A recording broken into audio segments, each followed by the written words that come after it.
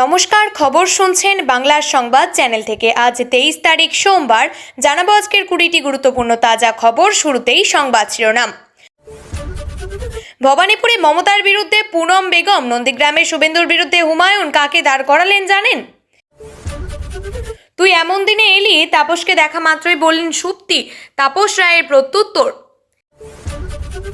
দেশ জুড়ে জ্বালানির উৎকণ্ঠা, জরুরি বৈঠক প্রধানমন্ত্রীর। কি নিয়ে আলোচনা, উদ্বেগ কতটা?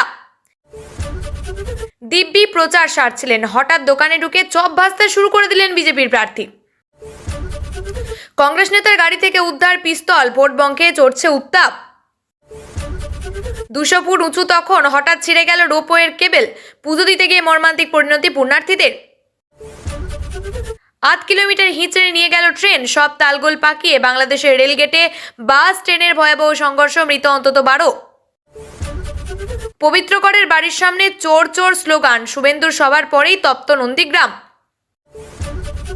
হাতে কাতলা মাছ নিয়ে প্রচারে বিজেপির প্রার্থী, সরলেকে প্রচার করলেন শারদ মুখোপাধ্যায়। আগে ঘর সামলা, পরে ভাববি বাংলা, বিজেপিকে কটাক্ষ কুণাল ঘোষের। কারণ কি? মোস্তফা খামেনি কোথায়, ইরান এবং কার হাতে? অন্ধকারে হাতড়ে বেড়াচ্ছে CIA মোসাদ। সরকারি দেওয়ালে প্রচার মুছতে গিয়ে আক্রান্ত 2 নির্বাচন কমিশনের কর্মী, অভিযোগ TMCর বিরুদ্ধে। রেখা পাত্রকে মানছি না, মানব না, পদ্মের প্রার্থী কাঁটা, আজও বিক্ষোভ, বদল চেয়ে সরব বিজেপির একাংশ। শেষের কর্মসূচি আগে স্থির করল বিজেপি, এবারের বিধানসভা ভোটে মোদির অন্তিম রোড শো ছুঁয়ে যাবে মমতার ভবানীপুরকে। কমিউনিজমেও আছেন, ধর্মেও আছেন, ভোটের প্রচারে বেরিয়ে যজ্ঞে ঘি ঢাললেন CPM-এর প্রার্থী মীনাক্ষী মুখোপাধ্যায়। আমি তো তোমাদেরই লোক, প্রার্থী না হয়েও পিতৃ শোক ভুলে ভোট প্রচারে ঝাঁপালেন মুকুলপুত্র শুভ্রাংশু। প্রচারের মধ্যেই ভোট চাইতে প্রাক্তন CPM কাউন্সিলরের বাড়িতে অগ্নিমিত্রা, নিজেও ভাবতে পারেননি এমনটা ঘটতে পারে। শুভেন্দুর গড়ে অভিষেকের বড় চাল, বুধবার নন্দীগ্রামে কি উল্টে যাবে রাজনীতির পাশা? ইরান যুদ্ধে উত্তরপ্রদেশের রান্নাঘরে স্বামী গ্যাস সিলিন্ডার আনেনি, অভিমানে সন্তানকে নিয়ে বাড়ি ছাড়লেন গৃহবধূ। সুর পাল্টালেন দিলীপ জায়া রিঙ্কু, টিকিট নিয়ে বিতর্কের অবসান। আপনাদের কাছে একটা অনুরোধ রইল, আমরা প্রতিদিন চেষ্টা করি আপনাদের জন্য সঠিক, সংক্ষিপ্ত এবং নিরপেক্ষ খবর পৌঁছে দিতে। আমাদের এই ছোট্ট চেষ্টাকে যদি আপনার ভালো লাগে, তাহলে দয়া করে একটা লাইক দিয়ে পাশে থাকার বার্তা দিন। আপনাদের একটা লাইকই আমাদের আগামী দিনের অনুপ্রেরণা। এতক্ষণ শুনছিলেন সংবাদ শিরোনাম, এবার জানাবো বিস্তারিত খবরগুলি। হাই ভোল্টেজ ভবানীপুরে এবারের প্রার্থীর নাম ঘোষণা করল হুমায়ুন কবিরের আম জনতা উন্নয়ন পার্টি। হুমায়ুনের দলের টিকিটে ভবানীপুরের প্রার্থী হচ্ছেন পুনম বেগম। শুধু ভবানীপুর নয়, পূর্ব মেদিনীপুরের নন্দীগ্রাম আসনেও প্রার্থীর নাম ঘোষণা করেছেন হুমায়ুন। সেখানে প্রার্থী করা হলো শহীদুল হককে। দিন 4 আগে হুমায়ুন ঘোষণা করেছিলেন তার দল রাজ্যের 182টি আসনে প্রতিদ্বন্দ্বিতা করবে। গত 18 মার্চ মালদহ এবং মুর্শিদাবাদের আসনগুলিতে প্রার্থীর নাম ঘোষণা করেছিলেন হুমায়ুন। তিনি নিজে লড়ছেন মুর্শিদাবাদের 2টি আসন থেকে, রেজিনগর এবং নওদা। ফিরাদ হাকিমের প্রাক্তন জামাই ইয়াসিন হায়দার জনতা উন্নয়ন পার্টির হয়ে লড়বেন কাঁদি থেকে। এদিন আরও 140টিরও বেশি আসনে প্রার্থীর নাম জানালেন হুমায়ুন। 4 দিন আগে তিনি জানিয়েছিলেন ভবানীপুর থেকে তার প্রার্থী দিচ্ছে। এদিন সেই প্রার্থীর নাম ঘোষণা করল আম জনতা উন্নয়ন পার্টি। হাই ভোল্টেজ ভবানীপুরে তৃণমূলের টিকিটে প্রার্থী হয়েছেন স্বয়ং মমতা বন্দ্যোপাধ্যায়। আবার বিজেপির টিকিটে লড়েছেন শুভেন্দু অধিকারী। সেখানে এবার প্রার্থী দিলেন হুমায়ুন। ভবানীপুরের 77 নম্বর ওয়ার্ডের বাসিন্দা পুনম বেগম। এদিন তার নাম ঘোষণা হওয়ার পরে পুনম বলেন, মনে বিশ্বাস আছে, আল্লাহর উপর ভরসা আছে, নিশ্চয়ই 100% দেব। তাকে ভয় দেখানো হয়েছিল বলে অভিযোগ করেন ভবানীপুরে AJUP প্রার্থী। বলেন, এখন এর বেশি কিছু বলবো না। পুনম বেগম নন্দীগ্রামে এবার আলোচনার কেন্দ্রে রয়েছে। ভবানীপুরের পাশাপাশি নন্দীগ্রামেও প্রার্থী দিয়েছে সেখানকার বিধায়ক শুভেন্দু। নন্দীগ্রামে প্রার্থী দিয়েছে বামেরা। আবার ISFও সেখানে প্রার্থী দেবে বলে ঘোষণা করেছে। এবারও হুমায়ুনের ঘোষণা করলেন আম জনতা উন্নয়ন পার্টির টিকিটে নন্দীগ্রামে লড়বেন শহীদুল হক। ভাঙড়ে প্রার্থী দিয়েছে হুমায়ুনের দল। সেখানে প্রার্থী করা হয়েছে সীমা ভট্টাচার্যকে। এই আসনে তৃণমূলের এবার প্রার্থী করেছে শওকত মোল্লাকে। আবার ISF-এর টিকিটে এখানকার বিধায়ক নওশাদ সিদ্দিকীর প্রার্থী হওয়া প্রায় নিশ্চিত। জমজমাট রবিবাসরীয় প্রচার, রাস্তায় শাসক বিরোধীর হেভিওয়েটরা। তার মধ্যেই হলো সৌজন্য বিনিময়। প্রচারে বেরিয়ে মুখোমুখি মানিকতলের বিদায়ী বিধায়ক সুপ্তি পাণ্ডে, বিজেপির প্রার্থী তাপস রায়। এদিন মেয়ে শ্রেয়ার জন্য প্রচারে রাস্তায় নেমেছিলেন সুপ্তি। পথেই দেখা হয়ে যায় বিজেপি প্রার্থী তাপস রায়ের সঙ্গে। একসময় সতীর্থ তারা, তাই সৌজন্য বিনিময় হলো। যেদিন তাপস রায় বিজেপিতে যোগ দিয়েছিলেন তার আগের মুহূর্তের কথায় আবেগপ্রবণ হয়ে সাংবাদিকদের মুখোমুখি বলেন সুপ্তি। তিনি বলেন, যেদিন তাপস আমাকে নমস্কার করে দাদার গলায় মালা দিয়েছিলেন, কিছু অভিমানের কারণে হয়তো ও জয়েন করে, যখন জয়েন করে তখন বলে বৌদি আমি চললাম। তখন আমি বুঝেছিলাম এটা তোমার সম্পূর্ণ অধিকার আছে, তুমি কোথায় যাবে না যাবে। কথার রেশ টেনেই বললেন, তার মানে তো আমাদের ব্যক্তিগত সম্পর্কে কোনো প্রভাব পড়তে পারে না যে ওকে দেখলেই আমাকে ঝাঁপিয়ে পড়তে হবে, এটা হয় না কখনো। সম্পর্কের সমীকরণ বোঝাতে গিয়ে বলেন, আমি তো আজকে ওকে বললাম তুই এমন এলি এমনি দিনে কচুরিটাও খাওয়াতে পারলাম না। তাপস বলেন, এই সৌজন্যই তো আসল ব্যাপার, এটা বাংলার ঐতিহ্য, বাংলার সংস্কৃতি, বাংলার পরম্পরা যে কোনো কারণেই এখন অনেক ক্ষেত্রে উধাও হয়ে গিয়েছে। সাধন পাণ্ডে এবং তাপস রায় উভয়েরই ছাত্র রাজনীতি থেকে উঠে এসেছেন এবং দীর্ঘদিন তৃণমূল কংগ্রেসের সহকর্মী ছিলেন। উত্তর কলকাতাতেও রাজনীতির দুজনেই ছিলেন অত্যন্ত প্রভাবশালী মুখ। রাজনৈতিক মহলে এটা পরিচিত যে উত্তর কলকাতার সাধন পাণ্ডে এবং তাপস রায়ের মধ্যে আধিপত্যে কখনো কখনো ঠান্ডা লড়াই রয়েছে। সাধন পাণ্ডে যখন মানিকতলার বিধায়ক ছিলেন তখন তাপস রায় ছিলেন পাশের কেন্দ্র বড়নগরের বিধায়ক। সাধন পাণ্ডের মৃত্যুর পর ওই কেন্দ্রের বিধায়ক ছিলেন সুপ্তি, আর এবার মেয়ে শ্রেয়া পাণ্ডেকে প্রার্থী করেছে তৃণমূল। মধ্যপ্রাচ্যে যুদ্ধের পরিস্থিতি চতুর্থ সপ্তাহে পড়েছে, যার একটা বড় প্রভাব পড়েছে ভারতে। গ্যাসের দাম বেড়েছে। হরমুজ প্রণালী বন্ধ থাকায় দেশের অভ্যন্তরে তেল এবং গ্যাস নিয়ে উদ্বেগ বেড়েছে। যদিও তার মধ্যে ভারতে একাধিক তেলবাহী জাহাজ ইরানের ছাড়পত্র পেয়েছে, তার পরেও দেশের অভ্যন্তরে কতটা জ্বালানি সংকট তৈরি হয়েছে, এই পরিস্থিতিতে জ্বালানি সংকট পর্যালোচনার বৈঠকে বসলেন প্রধানমন্ত্রী নরেন্দ্র মোদী। রবিবার সন্ধ্যা নাগাদ প্রধানমন্ত্রীর বাসভবনে উচ্চ পর্যায়ের বৈঠকে উপস্থিত ছিলেন কেন্দ্রীয় মন্ত্রীরা। বৈঠকে নেতৃত্ব দেন প্রধানমন্ত্রী নরেন্দ্র মোদী। মূলত পেট্রোলিয়াম, অপরিশোধিত তেল, প্রাকৃতিক গ্যাস ইত্যাদি বিষয়ে আলোচনা। জানা গিয়েছে মূলত দেশের জ্বালানি সরবরাহ যাতে বিঘ্নিত না হয়, সরবরাহ ব্যবস্থা যাতে স্বাভাবিক থাকে এবং দেশ জুড়ে বন্টন প্রক্রিয়া যাতে সুষ্ঠুভাবে চালু থাকে তা নিশ্চিত করার উপরেই জোর দেওয়া হয়েছে বৈঠকে মন্ত্রীরা প্রধানমন্ত্রীকে জানিয়েছেন, মধ্যপ্রাচ্যের পরিস্থিতির কারণে সম্ভাব্য যে কোনো বিঘ্ন মোকাবিলার প্রস্তুতি নেওয়া হয়েছে। সরকারের তরফ থেকে জানানো হয়েছে, জ্বালানি নিরাপত্তা বজায় রাখতে পরিস্থিতির উপরে কড়া নজর রাখা হচ্ছে। জ্বালানি নিয়ে উদ্বেগ পরিস্থিতিতে কেন্দ্রীয় সরকার কি পদক্ষেপ করছে, এই বিষয়ে একটি বিবৃতি জারি করেছে পিআইবি। অন্যদিকে বিবৃতিতে জানানো হয়েছে, দেশ জুড়ে গৃহস্থলে রান্নার গ্যাস সিলিন্ডারের ডেলিভারি স্বাভাবিক রয়েছে। আতঙ্কে বুকিংয়ের প্রবণতাও কমেছে। সরকার জানিয়েছে, রাজ্যগুলিতে বাণিজ্যিক এলপিজি সরবরাহ ব্যবহার বাড়ানো হয়েছে। গুরুত্বপূর্ণ ক্ষেত্রগুলিকে অগ্রাধিকার দেওয়া হবে, সেজন্য বিশেষ করে শিক্ষা প্রতিষ্ঠান এবং হাসপাতালগুলির জন্য গ্যাস সরবরাহ নিশ্চিত করতে বাড়তি গুরুত্ব দেওয়া হয়েছে। একই সঙ্গে রাজ্যগুলিকে নির্দেশ দেওয়া হয়েছে পিএনজি সংযোগ বাড়ানোর জন্য, যাতে গৃহস্থলী এবং বাণিজ্যিক দুই ক্ষেত্রেই বিকল্প জ্বালানি ব্যবস্থার প্রসার ঘটে।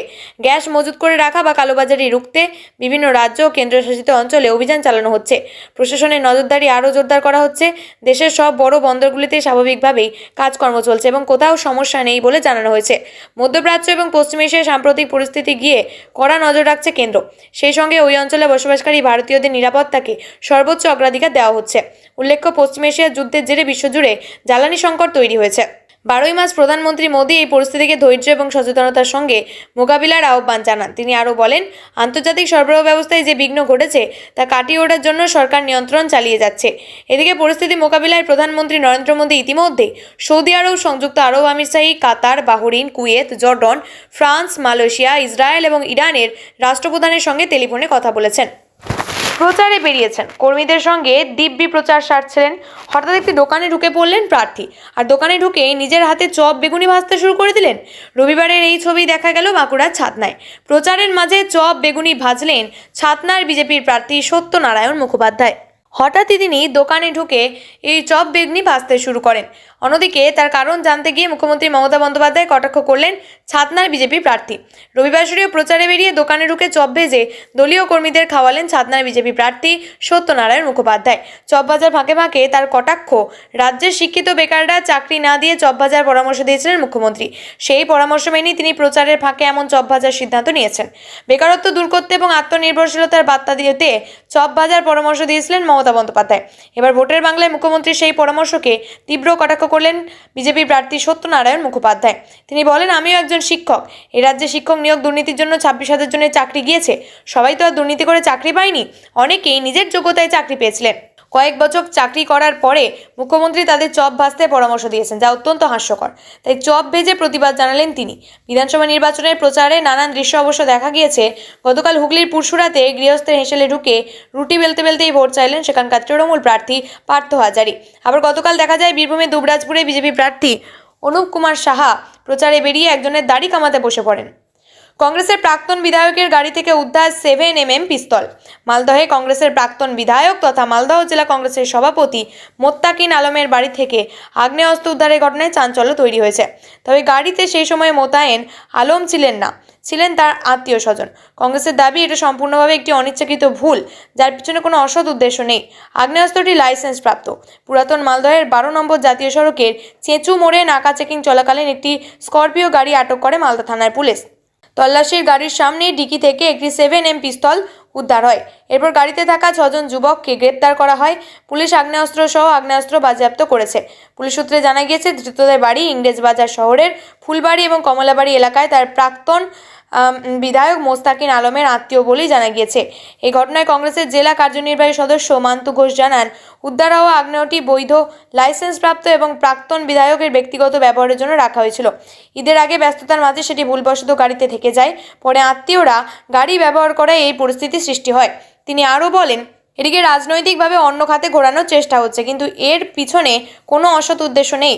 অন্যদিকে তৃণমূল পরিচালিত পুরাতন মালদহের পৌরসভার চেয়ারম্যান তথা তৃণমূল নেতা বিভূতি ঘোষ বলেন, নির্বাচনের আগে এই ধরনের ঘটনা অবশ্যই প্রশ্নের সৃষ্টি করে। যদি আগ্নেয়াস্ত্রটি লাইসেন্সপ্রাপ্ত হয়, তবে প্রাক্তন বিধায়ক উপস্থিত থাকা অবস্থায় সেটি গাড়িতে কেন ছিল তা খতিয়ে দেখা দরকার। পুলিশ নিশ্চয়ই এই ঘটনার নিরপেক্ষ তদন্ত করবে। নবরাত্রির মাঝে ভয়ঙ্কর দুর্ঘটনা। পাহাড়ের চূড়ায় মন্দিরে যাওয়ার পথে ছিঁড়ে পড়ল রোপওয়ের ট্রলি। দুর্ঘটনায় এখনও পর্যন্ত একজনের মৃত্যুর খবর মিলেছে। আহত হয়েছেন অন্তত 17 জন। মৃতের সংখ্যা আরও বাড়তে পারে বলে আশঙ্কা।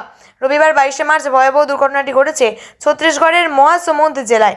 খাল্লারি মাতার মন্দিরে নবরাত্রি উপলক্ষে বিপুল জনসমাগম হয়েছিল। সেই সময় ভক্তদের চাপে আচমকায় রোপওয়ের ট্রলি ছিঁড়ে যায়। সেই সময় ট্রলিগুলি পুণ্যার্থীদের নিয়ে পাহাড়ের চূড়ায় উঠছিল। সেগুলি ছিঁড়ে পড়ে যায় নিচে। বেশ অনেকটা উচ্চতা থেকেই পড়ে যায়। অনেকে গুরুতর আহত হয়েছেন। প্রত্যক্ষদর্শীদের কয়েকজনের দাবি, প্রায় 200 ফুট উঁচু থেকে ট্রলি পড়ে গিয়েছে। খাল্লারি মাতা মন্দিরে ছত্তিশগড়ের অন্যতম পরিচিত একটি ধর্মীয় স্থান। পাহাড়ের চূড়ায় অবস্থিত এই মন্দিরে রোপওয়ে করেই যেতে হয়। বর্তমানে নবরাত্রি চলায় শয়ে শয়ে পুণ্যার্থীদের ভিড় হয়েছিল এই মন্দিরে। প্রত্যক্ষদর্শীদের বয়ান অনুযায়ী আচমকায় রোপওয়ের তার ছিঁড়ে যায়। ট্রলিগুলি নিয়ন্ত্রণ হারিয়ে নদীতে ঝুলতে থাকে। পরে উদ্ধারকারী দল ও স্থানীয় প্রশাসন গিয়ে আটকে থাকা আহত পুণ্যার্থীদের উদ্ধার করে। দ্রুত আহতদের নিকটবর্তী হাসপাতালে নিয়ে যাওয়া হয়। কীভাবে রোপওয়ের কেবল ছিঁড়ে গেল তা নিয়ে তদন্ত শুরু হয়েছে। প্রাথমিক তদন্ত অনুমান, প্রযুক্তিগত সমস্যার কারণে কেবল ছিঁড়ে গিয়েছে। পরবর্তীতে নোটিশ না আসা পর্যন্ত রোপওয়ে পরিষেবা বন্ধ রাখা হয়েছে। ঈদের আনন্দ পরিণত হলো বিষাদে। বাংলাদেশে ফের ভয়াবহ দুর্ঘটনা। ট্রেনের সঙ্গে সংঘর্ষ যাত্রীবাহী বাসের। দুর্ঘটনায় কমপক্ষে 12 জন মৃত। অন্যদিকে গুরুতর আহত হয়েছেন অন্তত 20 জন। আহতদের হাসপাতালে ভর্তি করা হয়েছে। এদিকে নিহতদের পরিবার পিছু 25,000 টাকা ক্ষতিপূরণ দেওয়ার ঘোষণা হয়েছে। শনিবার রাত 3টে নাগাদ চট্টগ্রাম থেকে ঢাকা যাচ্ছিল ঢাকা মেল ট্রেন। কুমিল্লার পদুয়ার বাজার এলাকা দিয়ে যাওয়ার সময় ট্রেন যখন ছুটছিল, তখন রেলগেট দিয়ে আচমকা একটি বাস চলে আসে। সজোরে বাসে ধাক্কা মারে ট্রেন। প্রত্যক্ষদর্শীদের বয়ান অনুযায়ী ধাক্কা মারার পর ট্রেন বাসটিকে প্রায় 8 কিলোমিটার টেনে নিয়ে যায়। দুর্ঘটনার পর ঢাকা চট্টগ্রাম রুটে ট্রেন চলাচল বন্ধ হয়ে যায়। প্রায় 8 ঘন্টা পর ট্রেন চলাচল স্বাভাবিক হয়। প্রাথমিক তদন্তে অনুমান, মামুন পরিবহনের ওই বাসটি চুয়াডাঙ্গা থেকে লক্ষ্মীপুর যাচ্ছিল। কুমিল্লার সদর ও দক্ষিণ উপজেলার পদুয়ার বাজারে বিশ্ব রোডে ফ্লাইওভারের নিচে রেল ক্রসিং পার হচ্ছিল বাস। তখনই ঢাকা মেল ট্রেন চলে আসে। তারপরই বিপর্যয়। ঘটনাস্থল থেকে প্রথমে 7 জনের মৃতদেহ উদ্ধার হয়। পরে মৃতের সংখ্যা বেড়ে 12তে পৌঁছায়। অন্যদিকে সংবাদ মাধ্যমের প্রতিবেদন অনুযায়ী ময়নামতি হাইওয়ে থানা পুলিশের ভারপ্রাপ্ত কর্মকর্তা আব্দুল মমিন জানিয়েছেন যে দুর্ঘটনায় নিহতদের অনেকের চেহারা এটাই বিকৃত হয়ে গিয়েছে যে তাদের চেনা সম্ভব হচ্ছে না। মর্গের বাইরে আত্মীয় পরিজনদের ভিড় বাড়ছে। বাস চালকের স্ত্রী এবং 2 মেয়ে বাসে ছিলেন বলে জানা গিয়েছে।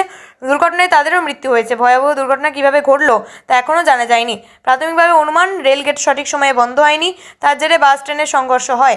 স্থানীয় বাসিন্দারাও এমনটাই জানিয়েছেন। তবে সঠিক কারণ নিশ্চিত করতে জেলা প্রশাসন, বাংলাদেশ রেলওয়ে এবং পুলিশের পক্ষ থেকে 3টি তদন্ত কমিটি গঠন করা হয়েছে। এই দুর্ঘটনার পর কর্তব্যে অবহেলার জন্য পদুয়া রেলগেটে কর্মরত 2 গেটম্যানকে তাৎক্ষণিক বরখাস্ত করেছে রেল কর্তৃপক্ষ। অবশেষে কাটতে চলেছে এসআইআর এর প্রথম সাপ্লিমেন্টারি লিস্ট নিয়ে জটিলতা। আগামী 23শে মার্চ সাপ্লিমেন্টারি লিস্ট প্রকাশিত হবে। তার আগে স্বরাষ্ট্র দপ্তরের তরফ থেকে সব জেলা শাসকদের সতর্ক থাকার নির্দেশ। বেশি সংখ্যক লোকের জমায়েত চলবে না, পুলিশ প্রশাসনকে তৈরি থাকতে হবে যে কোনো পরিস্থিতির মোকাবিলা করতে। এসেছে এমনই নির্দেশ। খবর সামনে আসতে তা নিয়ে চাপানুতোর শুরু হয়েছে পুরোদমে। এখনো পর্যন্ত কত বিবেচনাধীন নামের নিষ্পত্তি হয়েছে, কত বাকি, কি জানাচ্ছে কমিশন? কবে বের হতে পারে দ্বিতীয় সাপ্লিমেন্টারি লিস্ট? অন্যদিকে অবশেষে এসআইআর এর প্রথম সাপ্লিমেন্টারি লিস্ট নিয়ে জটিলতা। আগামী 23শে মার্চ সাপ্লিমেন্টারি লিস্ট প্রকাশিত হবে। তার আগে স্বরাষ্ট্র দপ্তরের তরফ থেকে সব জেলা শাসকদের স্বরাষ্ট্র দপ্তরে থাকার নির্দেশ, সতর্ক থাকার নির্দেশ। অন্যদিকে খবর সামনে আসতেই তা নিয়ে চাপানুতোর শুরু হয়েছে পুরোদমে। এখনো পর্যন্ত কত বিবেচনাধীন নামের নিষ্পত্তি হয়েছে, কত বাকি, কি জানালো কমিশন? কবে বের হতে পারে দ্বিতীয় সাপ্লিমেন্টারি লিস্ট? প্রিয় দর্শক, সঠিক খবরগুলি সঠিক টাইমে পেতে সাবস্ক্রাইব করুন বাংলার সংবাদ চ্যানেলটিকে। ধন্যবাদ।